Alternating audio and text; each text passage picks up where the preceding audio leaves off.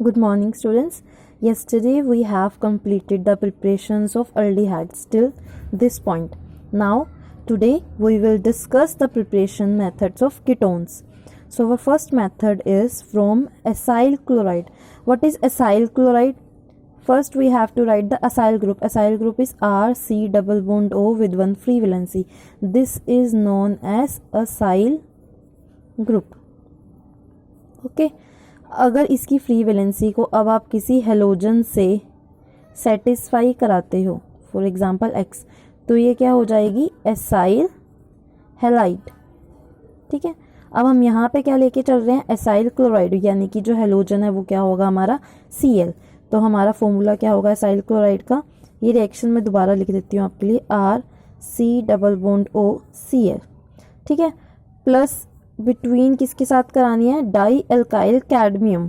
Die alkyl means आपके दो alkyl groups हैं, तो हम क्या लिखेंगे? R2 with CD. ठीक है. कैडमियम की आपको पता है कि वैलेंसी कितनी होती है? +2 वैलेंसी होती है. CD 2+ की फॉर्म में होता है, तो हम इसको दो R ग्रुप्स के साथ कंबाइन कर सकते हैं, CDR एंड R. ठीक है. तो R2CD, तो ये हमें क्या देगा? यहाँ पे जस्ट एक डिस्प्लेसमेंट रिएक्शन होगी. कैडमियम क्लोराइड क्या है? अलग हो जाएगी, CdCl2, एंड यहाँ पे ऑब्वियसली रिएक्शन को बैलेंस करने के लिए हम यहाँ पे 2 लगाएंगे, एंड यहाँ पे हमारे पास क्या बनेगा? 2RC double bond O. यहाँ तक तो एसाइल ग्रुप था, अब यहाँ पे क्या आ गया? R. तो यहाँ पे क्या आ गया? R. रिएक्शन भी बैलेंस होगी क्योंकि यहाँ 2 R थे, अब बाहर 2 लगाए तो एक R यहाँ पे, एक R ऑलरेडी यहाँ पहले ही था इस ग्रुप में, एंड CdCl2 भी हो गया यहाँ पे, तो रिएक्शन इज बैलेंस. तो यहाँ से भी हमारे पास ये क्या बन सकते हैं? कीटोन्स. ठीक है. सेकेंड रिएक्शन है हमारी Friedel Crafts acylation of benzene. आप बेंजीन की फ्रीडल क्राफ्ट एसाइलेशन करते हो. फ्रीडल क्राफ्ट एसाइलेशन आपको बाय नेम से ही रिएक्शन दी जाती है, या फिर आपको अगर रिएजेंट्स एरो के ऊपर ये दिए गए हों, anhydrous aluminium chloride in with CH3COCl. ठीक है. तो यहाँ पे हमारे पास मेन रिएजेंट जो होता है हमारा फ्रीडल क्राफ्ट एसाइलेशन का वो होता है एनहाइड्रस एल्यूमिनियम क्लोराइड. यहाँ पे भी हमारे पास क्या होगा? एनहाइड्रस एल्यूमिनियम क्लोराइड की प्रेजेंस में यहाँ से हमारे पास जो बेंजीन का H होता है, आपको पता है हर कॉर्नर्स पे एक एक H होते ही होते हैं, वो बाय डिफ़ॉल्ट होते हैं, हम उसको शो नहीं करते. ठीक है. तो अब हम क्या करेंगे? यहाँ पे भी एक किस्म की डिस्प्लेसमेंट रिएक्शन होती है. यहाँ से H एंड ये इसका Cl part will remove as HCl, and ये वाला पूरा पार्ट इस H की जगह सब्सटीट्यूट हो जाएगा C डबल बॉन्ड के साथ जो फ्री वैलेंसी है उससे.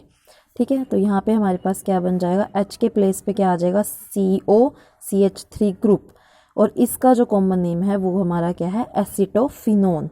तो आपको डायरेक्ट अगर एग्जाम में क्वेश्चन आ जाए, प्रिपेयर एसिटोफिनोन फ्रॉम बेंजीन, तो आप ये फ्रीडल क्राफ्ट एसाइलेशन लिख के आ सकते हो, क्योंकि यहाँ पे हम एसाइल ग्रुप की इंट्रोडक्शन कर रहे हैं, इसलिए इसका नाम क्या है?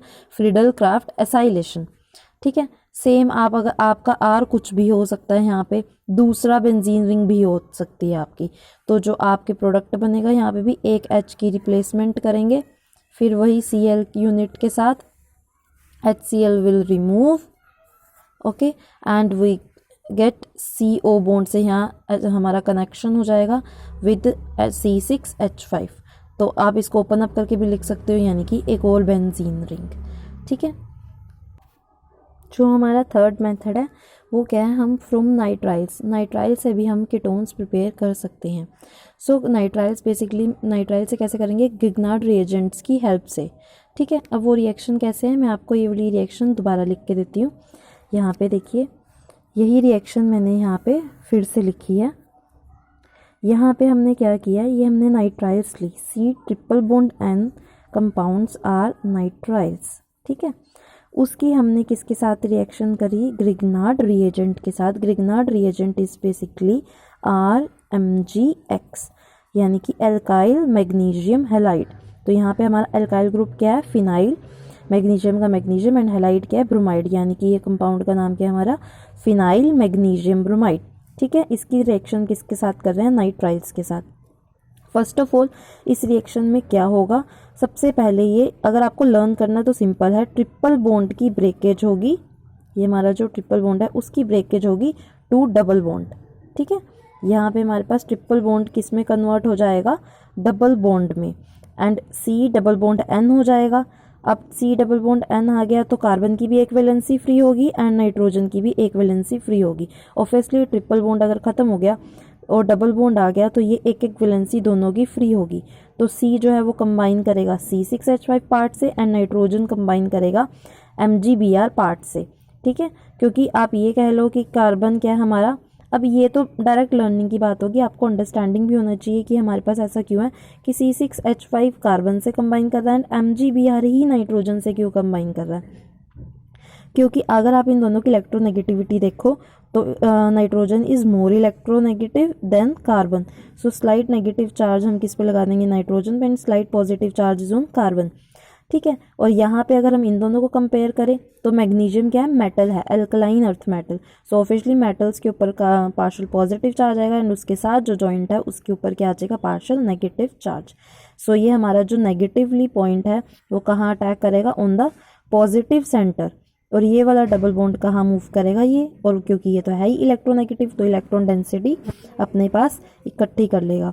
फिर ये जो इलेक्ट्रॉन डेंसिटी इसने अपने पास इकट्ठी किया है, जब ये प्योर नेगेटिव हो जाएगा तो उसके साथ कौन सा पार्ट ज्वाइन हो जाएगा, ये प्योर पॉजिटिव पार्ट। तो हमारे पास कुछ इस तरह से बनेगा double bond and negative part किसके साथ इकट्ठा होगा, पॉजिटिव पार्ट के साथ, यानी कि MgBr के साथ, एंड ये पॉजिटिव सेंटर किसके साथ होगा, नेगेटिव पार्ट के साथ, यानी कि C6H5 के साथ, ठीक है। इतना क्लियर। नाइट्राइल्स ग्रिग्नेट रिएजेंट्स के साथ रिएक्शन करके हमारा ये पार्ट बन गया। अब क्या होगा, आप डबल बॉन्ड की ब्रेकेज करवाएंगे। डबल बॉन्ड की ब्रेकेज किससे हो सकती है, आराम से हाइड्रोलिसिस से।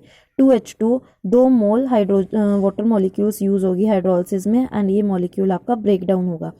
आप क्या कर सकते हो, ये होगा कैसे, ये डबल बॉन्ड ब्रेक होगा, नाइट्रोजन की जगह दूसरा इलेक्ट्रोनेगेटिव एलिमेंट आ जाएगा हमारा। हम अब वाटर में क्या है इलेक्ट्रोनेगेटिव, ऑक्सीजन, तो N की जगह क्या आ गया, डबल बॉन्ड O, ठीक है। ये बॉन्ड ब्रेक हुआ, यहाँ पे डबल बॉन्ड O आ गया और ये पूरा पार्ट हमारा रिमूव हो गया। अब वाटर के अंदर हाइड्रोजन भी है तो वो नाइट्रोजन के साथ रिएक्ट करके क्या बनाएगी, अमोनिया, एंड जो MgBr वाला पार्ट है वो वाटर के OH पार्ट के साथ कंबाइन हो जाएगा। सो ये हमारी ओवरऑल पूरी रिएक्शन होगी। आप क्या कर सकते हो, वाटर को ऐसे ओपन अप करके लिख सकते हो दो पार्ट्स में। एक H2O को हमने कैसे लिख दिया, 2H+O, एक H2O को आप कैसे लिख दो, H × OH। इससे क्या होगा, आपको क्लियर पता चल जाएगा, जब डबल बॉन्ड तोड़ोगे इलेक्ट्रोनेगेटिव एलिमेंट आएगा, यानी कि ये O लिख दिया, ठीक है। फिर नाइट्रोजन के साथ 2H यहाँ से और 1H यहाँ से, तो 3H हो गए नाइट्रोजन के साथ, अमोनिया बन गया। फिर बचा क्या, सिर्फ हमारा OH, तो ये MgBr के साथ कंबाइन पार्ट में ये हो गया। तो ये हमारी थी नाइट्राइल्स की रिएक्शन ग्रिग्नेट रिएजेंट्स के साथ। ये बहुत इंपॉर्टेंट है, आपको डायरेक्ट यहाँ पे स्टार्टिंग पॉइंट और एंडिंग पॉइंट दे दिया जाएगा, तो आपको पता करना पड़ेगा कि आप यह ग्रिग्नेट रिएजेंट कौन सा लो कि आपका ये प्रोडक्ट बन जाए। उसके लिए आपको ग्रिग्नेट रिएजेंट वो वाला लेना पड़ेगा जहाँ पे ये वाला पार्ट हो, ठीक है। तो अब जैसे यहाँ अगर मिथाइल होता CH3 तो आप ग्रिग्नेट रिएजेंट कौन सा लेते, CH3 MgBr। अब यहाँ C6H5 है तो ग्रिग्नेट रिएजेंट कौन सा लिया, C6H5 MgBr।